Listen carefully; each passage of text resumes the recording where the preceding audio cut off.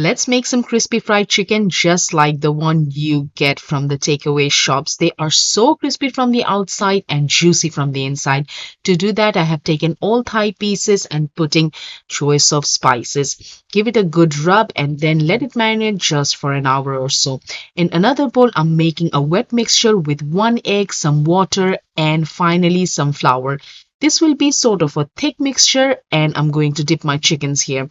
Now the dry mixture. For that, I'm combining some flour and to that I'm adding another layer of seasoning which will make the chicken pieces so tasty. Give it a quick stir and now it's time to dip the chicken pieces into wet mixture first. This will help it to stay moist and also when we put the chicken into the flour mixture, the coating will stay in. Make sure there is flour mixture on every corner of the chicken. Shake off excess and now put them in hot oil. Make sure your oil is very hot and there is room for all the chicken pieces to fry nicely.